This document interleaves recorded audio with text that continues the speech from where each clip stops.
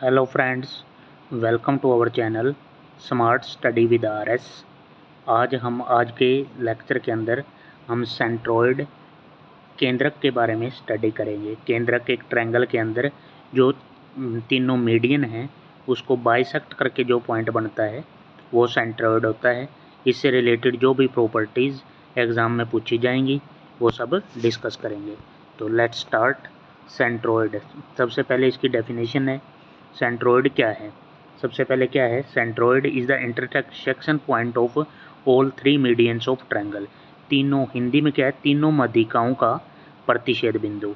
Median divide the triangle into two equal area. माध्यिका क्या है? सेकंड पॉइंट, माध्यिका त्रिभुज को दो समान भागों में, जैसे ये ट्रायंगल हो तो इसकी मैंने यहाँ माध्यिका ड्रा कर दी। जैसे ये तो क्या है, इसका एरिया जो 1 यूनिट है तो इसका भी क्या होगा 1 यूनिट, क्योंकि सामने वाली साइड को बराबर बराबर लेंथ में डिवाइड कर देती है मीडियन। ठीक है। उसके बाद नेक्स्ट है कि centroid always lies inside the triangle. तो सेंट्रोइड क्या होगा? हमेशा त्रिभुज के अंदर होगा। तो इसमें आगे नेक्स्ट है, ये दिखा रखा है। जैसे मैं यहाँ पे डायग्राम आपको समझा देता हूँ। ABC एक ट्रायंगल है, 6 triangle made by 3 median have equal area. तो यहाँ पे क्या हो गया, एक तो मैं मीडियन कौन बात कर रहा हूँ, एक AD इज ए मीडियन, यहाँ B ये भी माध्यिका है। उसके बाद इस डायग्राम में CF भी माध्यिका है, आपको चित्र में दिखाई दे रहा होगा। तो ये सामने वाली साइड को क्या है, इक्वल पार्ट में भी इन्होंने डिवाइड कर रखा है। यहाँ BE है तो ये पार्ट और ये पार्ट इक्वल है, ये पार्ट और ये पार्ट इक्वल है, ये पार्ट और ये पार्ट इक्वल है। तो तीनों पे यहाँ पे कितना हो गया, सबको ऐड करेंगे तो 6 यूनिट, टोटल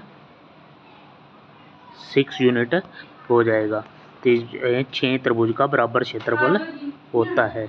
उसके बाद क्या है, area of each triangle is equal to 1/6 of area of triangle ABC। उसके बाद नेक्स्ट है एरिया AGC और एरिया ऑफ AGC और उसके बाद क्या है AGB और एरिया ऑफ BG, वो 1/3 होगा। वो तो आप यहाँ पे डायग्राम से आप देख ही सकते हो। ये AGC का बात करने लग रहा है। AGC क्या हो जाएगा, AGC 1 यूनिट। AGC मैं डार्क करके आपको दिखा देता हूँ, कौन सा अलग कलर से। ये इस ट्रायंगल की बात कर रहा है ये। तो यहाँ पे कितनी होगी, 1 2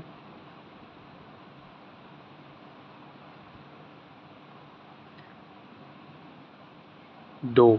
तो क्या हो जाएगा, यहाँ पे टोटल 2 यूनिट है, वो 2 यूनिट हो गया, और ओवरऑल पूरा क्या है 6। तो यहाँ पे क्या हो जाएगा 1/3 ऑफ ट्रायंगल ABC हो गया। तो इस तरह है। ये भी क्या है, ये भी 2 यूनिट है, और BGC ये भी 2 यूनिट। तो 2 + 2 + 2 इज इक्वल टू क्या हो गया, 6 यूनिट हो गया इस ट्रायंगल का। ठीक है। तो इस तरह है, ये 2 2 2 डिवाइड कर रखा है। उसके बाद नेक्स्ट प्रॉपर्टी है कि सेंट्रोइड जो है, केंद्रक हमेशा माध्यिका को 2:1 के अनुपात में डिवाइड करता है। जैसे G क्या है यहाँ पे, G इज ए सेंट्रोइड। उसके बाद क्या है यहाँ पे देखो, ये ऊपर वाला पार्ट क्या है, AG और JD की रेशो देखूँ तो मैं क्या है 2:1 है। उसके बाद है, अगर मैं यहाँ पे BG बाय GE की रेशो देखूँ तो वो भी क्या होगा 2:1 होगा। इसी तरह मैं कोई भी देखूँगा CG बाय FG तो वो क्या होगा 2:1 होगा। तो सभी में सारी रेशो क्या होंगी 2:1 होंगी। यहाँ पे डायग्राम में भी इसमें दिखा रखा है, ये इम्पोर्टेंट है पॉइंट नोट करने का। ठीक है। उसके बाद तो क्या है, नेक्स्ट प्रॉपर्टी है, नेक्स्ट देखो, ये वही है 2/3 हो जाएगा। सामने वाली साइड को क्या है 2:1 में डिवाइड करता है। उसके बाद मेंस आता है, यहाँ पे एक आती है Apollonius theorem to find the length of median. ये यूज होती है मीडियन की लेंथ को हमने फाइंड आउट करना है। तो लेंथ को फाइंड आउट करने के लिए क्या है, जैसे AD है, ये AD यहाँ पे क्या है मीडियन है, तो इसकी हमने क्या करना है, लेंथ फाइंड आउट करनी है AD की। तो इसके लिए अपोलिनियस थ्योरम लगाएंगे हम। इसके लिए आपको कुछ नहीं है, डायरेक्ट एक प्रॉपर्टी याद रखनी है, जो ये है, जो इसने यहाँ पे दे रखी है कि ए बी का स्क्वायर, जैसे ही एक ट्रायंगल डाल रखी है और इसका ये लेंथ निकालनी है, इसमें क्या होगी, ये जो ऐसे ए बी सी ट्रायंगल है, तो ए बी का स्क्वायर, इसी में बता देता हूँ, ए बी का स्क्वायर जहाँ से ड्रा कर रखा है ए सी का square is equal to 2 time of जो हमने मीडियन निकालना है ए डी उसका स्क्वायर प्लस सामने वाली जिस साइड पे है बी सी का स्क्वायर बाय 4। तो ये रिलेशन इम्पोर्टेंट है। ए बी का स्क्वायर मैं दोबारा बता देता हूँ, ये ए बी का स्क्वायर प्लस ए सी का square is equal to 2 time of A D का square plus B C square by 4, ये रिलेशन है। उसके बाद नेक्स्ट है, ये अलग अलग हर एक पे अप्लाई होगी, आप किसी से भी निकाल सकते हो क्योंकि 3 मीडियन होती है तो 3 इक्वेशन यहाँ इसने बना रखी हैं। उसके बाद एक इम्पोर्टेंट है ये रिलेशन नंबर, ये मैं समझा देता हूँ, ये कैसे डायग्राम चाहिए होगा इसमें, यहाँ डायग्राम बना देता हूँ। इसने यहाँ पे कर रखा है ए बी सी तो ट्रायंगल है, उसके बाद एक मीडियन ए डी डाल दिया, एक यहाँ पे मीडियन बी ई और एक यहाँ पे मीडियन डाल दिया एफ। तो यहाँ पे रिलेशन ये कहता है 3 टाइम्स ऑफ सभी साइड के स्क्वायर का सम, ए बी का स्क्वायर बी सी का स्क्वायर और सी ए का स्क्वायर इज इक्वल टू होगा 4 टाइम ऑफ मीडियन के स्क्वायर के सम के 4 A D square B E square plus C F square. ये रिलेशन है इम्पोर्टेंट। उसके बाद आपको यहाँ कुछ नहीं है, ये प्रूव वगैरह करना कुछ भी नहीं है, यहाँ पे ये है, ये बड़ा होगा एक, ये रिलेशन थोड़ी बहुत याद रखनी हो तो इनइक्वलिटी में आ सकता है। 4 time of A D plus B E plus C F, A D B E और सी एफ क्या है, ये मीडियन है ट्रायंगल के, वो बड़ा होगा साइड से। उसके बाद है नेक्स्ट, यहाँ से इम्पोर्टेंट कॉन्सेप्ट एक शुरू होता है, ये यहाँ पे इस डायग्राम को समझाऊँ तो ए बी सी एक ट्रायंगल, ए डी मीडियन सामने वाले को बराबर बराबर कर दिया, बी ई मीडियन सामने वाली साइड को बराबर डिवाइड कर दिया, सी एफ भी मीडियन सामने वाली साइड को बराबर डिवाइड कर दिया। ठीक है, तो यहाँ पे एक रिलेशन क्या है अपने को ढूंढनी है। हमने देखा है, हमने क्या पढ़ा है, मैंने ए डी की लेंथ मान ली 6 यूनिट है, A D is equal to 6।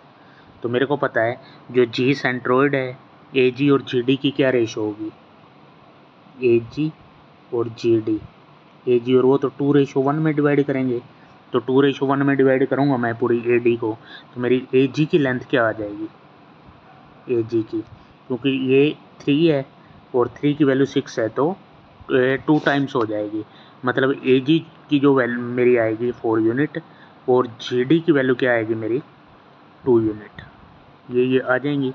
उसके बाद है एफ और ई, इसने मिड पॉइंट ले रखा है, तो मिड पॉइंट ले रखा है ओ, जो ओ पे कट कर रहा है, तो ये क्या हो जाएगा, ये पूरी 6 है, ए डी पूरी 6 यूनिट मैंने मान रखी है, तो ओ इसका मिड पॉइंट है, तो ये ऊपर वाला क्या हो जाएगा, ये भी 3 यूनिट हो जाएगी और नीचे वाले भी 3 यूनिट हो जाएगी।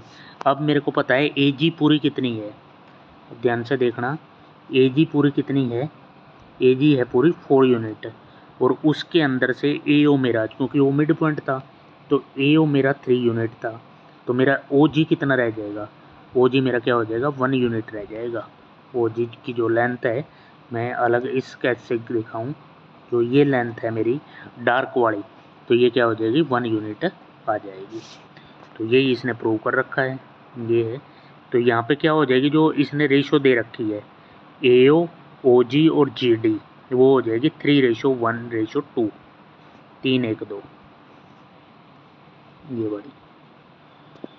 और area of G A F, ये जी ई एफ का एरिया देखो, जी ई एफ ये ट्रायंगल है, ये भी कई बार पेपर में आती है ये वाले, इस ट्रायंगल का एरिया ये कह रहा है 1/12 of triangle A B C का एरिया, 1/12 पार्ट होगा ए बी सी का, 1/12वां हिस्सा। तो इसके बाद इसने ये लिख रखी है, ये भी इम्पोर्टेंट है, इम्पोर्टेंट। उसके बाद नेक्स्ट है, यहाँ पे इसने दिखा रखा है वो जी ई एफ का, तो हमारा जी ई एफ 1 यूनिट है, तो वो यहाँ से हमने निकाला ही है, जी ई एफ और ए बी सी 1/12 होगा। उसके बाद अगर डी ई एफ निकालें हम, तो डी ई एफ का क्या होगा, डी EF वो क्या हो जाएगा, सभी 1 यूनिट हो जाएंगे, क्योंकि जो ये है 1 है, ये इतना, ये भी 1 होगा, और जो इस साइड वाला ट्रायंगल है ये भी 1 होगा, और ऊपर वाली जो ट्रायंगल है ये भी 1 होगा। तो ये पूरा क्या होगा 3 यूनिट, पूरे ट्रायंगल का 12, तो क्या होगा 1/4 हो जाएगा। Area of DEF by ABC वही कर रखा है 1/4। उसके बाद एक लास्ट कॉन्सेप्ट है, अगर 2 median are of a triangle intersect each other at 90 degree पे इंटरसेक्ट करें तो उसकी क्या इक्वेशन होगी। ABC एक ट्रायंगल है, उसमें क्या है 2x और x, 2y और y, और 90 डिग्री पे वो कर रहे हैं, 90 डिग्री पे बाइसेक्ट करते हैं ये रहा। तो इसमें क्या है रिलेशन, वही पाइथागोरस से आप लगा सकते हो। आपको डायरेक्ट याद रखना है तो डायरेक्ट ये याद रख लेना कि AB स्क्वायर प्लस AC का स्क्वायर 5 टाइम, 90 के सामने वाला जो होगा उसका 5 टाइम होगा AB का स्क्वायर प्लस उसके बाद क्या है AC का square is equal to 5 time of BC का स्क्वायर, ये रिलेशन होगी। ठीक है, तो यहाँ तक ये लेक्चर था। इसके आगे कुछ प्रॉपर्टी और रह गई जो कल वीडियो लंबी हो जाएगी, तो किसी और लेक्चर में डिस्कस करेंगे। तो इस चैनल को ज़्यादा से ज़्यादा सब्सक्राइब करो, शेयर करो, ज़्यादा से ज़्यादा लाइक करो। Thank you for watching.